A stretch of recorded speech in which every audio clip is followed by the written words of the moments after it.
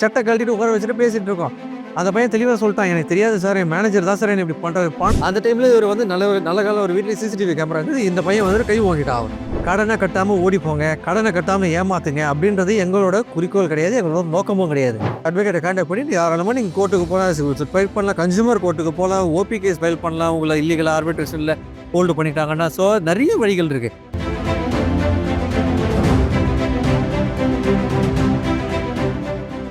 வணக்கம் நண்பர்களே, நான் உங்கள் அட்வொகேட் பரத் கௌரிசங்கர் பேசுகிறேன். எல்லாரும் நல்லா இருப்பீங்க நான் நம்புறேன்.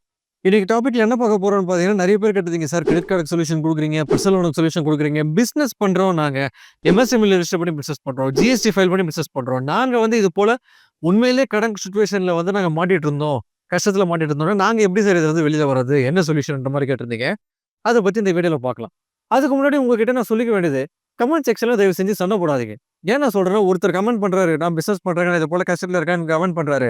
கீழே இன்னொருத்தர், நானும் வந்து பர்சனல் லோன் வாங்குறேன், நான் சம்பளம் வாங்குறேன், நான் வந்து ஏமாத்துறதுக்கான வாய்ப்பு கம்மி, நீங்கள் ஏமாத்துறதுக்கு வாய்ப்பு அதிகம், அதனால உங்களுக்கு கோர்ட்டு கை கொடுக்க மாட்டேன், டவுட் தான் அப்படின்னு போடுறாரு. முடிஞ்ச அளவுக்கு அது போல கமெண்ட்ஸ் தவிர்த்துருங்க. ஏன்னா கஷ்டன்றது எல்லாருக்கும் ஒன்று தான், அவருக்கும் வழி தான், நமக்கும் வழி தான். அதனால கஷ்டன்றது ஒன்று தான். இந்த வீடியோ எல்லாருக்குமே ஒரு பொதுவான வீடியோ, அதாவது ஒரு எஜுகேஷன் வீடியோ தான். யாருக்குமே வந்துட்டு நீங்கள் பேங்க்கை ஏமாத்திட்டு போங்க, இல்லை கட்டாமல் இருங்க அப்படின்றவங்களுக்காக இந்த வீடியோ கிடையவே கிடையாது. உண்மையிலேயே கடன் வாங்கி கட்ட முடியாம கஷ்டப்பட்டு, உண்மையிலேயே பிசினஸ் பண்ணி கடன் வாங்கி, அந்த பிசினஸ் சம்பளத்துக்காக கடன் வாங்கி, இல்ல யாரோ ஒருத்தர் ஏமாற்றி அந்த பிசினஸ் நஷ்டமாயி உட்காந்துருக்காங்க இல்லையா, அவங்களுக்காக ஒரு அவேர்னஸ் அண்ட் எஜுகேட்டிவ் வீடியோ தான் இது. சரிங்களா?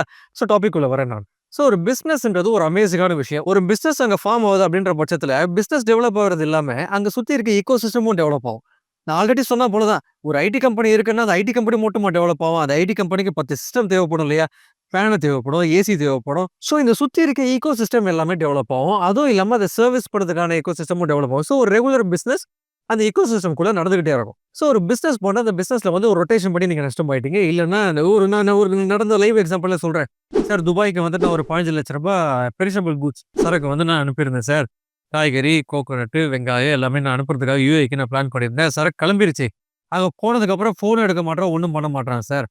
அது மட்டும் இல்லாம செகண்ட் ஆர்டர் குடுத்தான். செகண்ட் ஆர்டர் என்ன சொல்லிட்டேன், நான் அடுத்து ரெடி பண்ணி இங்க வச்சதுக்கப்புறம், அந்த செகண்ட் ஆர்டர நீ அனுப்பு. அப்பதான் நான் ஃபர்ஸ்ட் ஆர்டர் பேமெண்ட் அனுப்பு சொல்லி பேக்லைன் பண்றேன் சார்.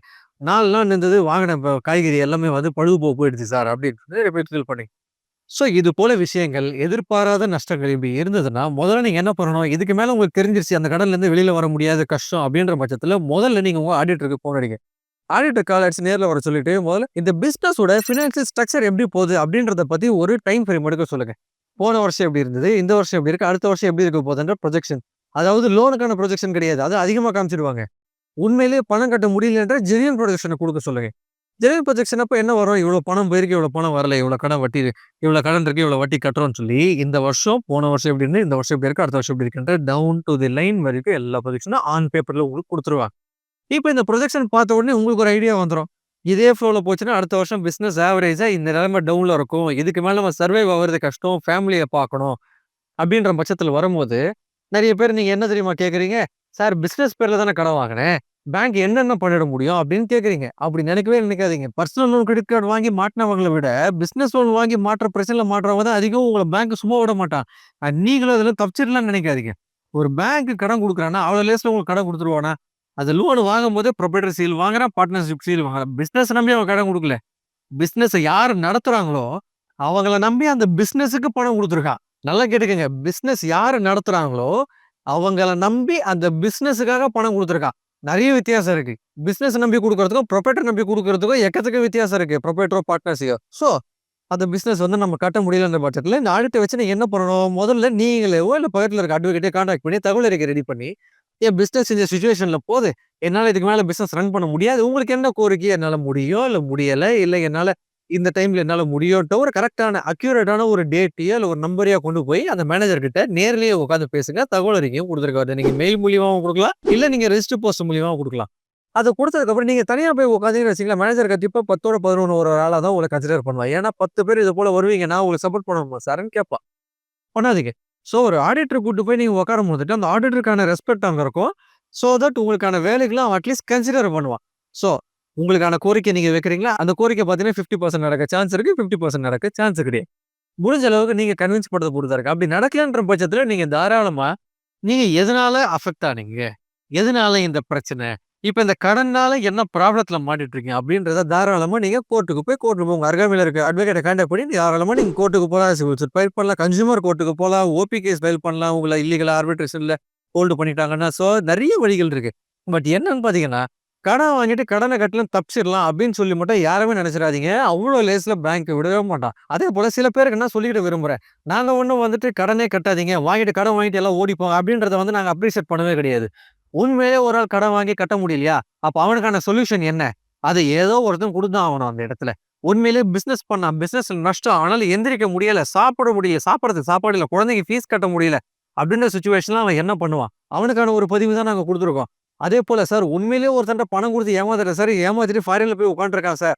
அவரோட கோரிக்கைக்கான பதிவு தான் நாங்க வீடியோ குடுத்துருக்கோமே தவிர, கடன கட்டாம ஓடிப்போங்க. கடன கட்டாம ஏமாத்துங்க அப்படின்றது எங்களோட குறிக்கோள் கிடையாது. எங்களோட நோக்கமும் கிடையாது. கடைசியா நான் சொல்லிடுறேன். அதேபோல ரெக்கவரி ஏஜென்ட்ஸ் வந்து உங்ககிட்ட இந்த மீன்வைல் உங்கள வந்து மிரட்டுறது, நீங்க மேனேஜர் கூட கான்டாக்ட்ல இருக்கும்போது மிரட்டுறதோ, பேசுறதோ எந்த விதமான ஆக்டிவிட்டீஸும் பண்ண முடியாது. எங்களுக்கே நடந்த ஒரு விஷயமா சொல்றேன். ஒரு கலெக்ஷன் ஏஜென்ட் மேனேஜர் கிட்ட வந்து செட்டில்மென்ட் பேசிட்டு இருக்காங்க. பேசிட்டு இருக்க டைம்ல நேர்ல வந்துட்டு ஒரு பிரச்சனை பண்ணிட்டு இருக்காரு. ஒரு ஹார்ட் பேஷண்ட். அந்த டைம்ல ஒரு வந்து நல்ல நல்ல காலம் ஒரு வீட்ல சிசிடிவி கேமரா இருந்தது. இந்த பையன் வந்து கை வாங்கிட்டான் அவன். இமிடியேட்டா அவரு பயந்துட்டு 100க்கு கால் பண்ணி அவருக்கு ஒரு மாரி பெயின் ஆயிட்டு 100க்கு கால் பண்ணோம். Nothing happen to him. Thank God.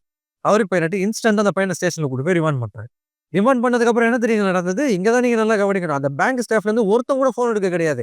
அந்த மேனேஜர் ரெக்கவரிஸ் வரணும்னு சொல்லி நாங்க அத்தனை பேர் கிட்டத்தட்ட 7, 8 அட்வொகேட் அங்க நின்னுட்டு இருக்கோம். அவன் பார்த்தே ஆவணும் அப்படின்னு சொல்லி. இந்த பையன் தெளிவா சொல்லிட்டான். வந்தா தான் உனக்கு இன்சென்டிவ் குடுப்பாங்கன்னு சொல்லி என்ன மிரட்டுறாரு சார். மேனேஜரு. நான் இதுக்கு மேல நான் என்ன சார் பண்றதுன்னு அந்த பையன் ஸ்டேஷன்ல உட்காந்து ஷர்ட்ட கழட்டிட்டு உட்கார வச்சுட்டு பேசிட்டு இருக்கோம். அந்த பையன் தெளிவா சொல்லிட்டான். எனக்கு தெரியாது சார். என் மேனேஜர் தான் சார் என்ன இப்படி பண்றாரு. பணம் எனக்கு இன்சென்டிவ் குடுக்கல சார்ன்ட்டான் அவன் தெளிவா. 8 மணி 9 மணிக்கு மேல என்ன தெரியுங்களா ஆச்சு? அவங்க மிஸ்ஸஸ் கை தூக்கிட்டு ஒரு குழந்தை. நடக்க வச்ச ஒரு குழந்தைய கூட்டிட்டு ஸ்டேஷன் உள்ள என்டர் ஆகுறாங்க. யாருன்னு பார்த்தா அவரோட மிஸ்ஸஸ். கம்ப்ளைண்ட் இருப்பார் இல்லையா? அதாவது நான் கம்ப்ளைண்ட் குடுத்த பாட்டி, அந்த பாட்டி பார்த்த அடுத்த செகண்டு, இந்த கம்ப்ளைண்ட் நான் வாபஸ் வாங்கிக்கிறேன். நீங்க உங்க ஹஸ்பண்ட கூட்டிட்டு போங்க. இதுக்கு மேல நான் எந்த பிரச்சனைக்கும் வர விரும்பல. நீங்களும் இது போல அவர பண்ண சொல்லாதீங்கன்னு சொல்லிட்டு, அவர் அமிக்கபுலா கேஸ விட்றா வாங்கிட்டு போயிட்டாரு. கேஸ வாபஸ் வாங்கிட்டு போயிட்டாரு. ஏன்னு கேளுங்க. அந்த அம்மா என்ன தெரியுங்களா பண்ணியிருக்காங்க? அது எங்களுக்கே தெரியாது. 2 நாள் கழிச்சு தான் தெரியும். ரூ.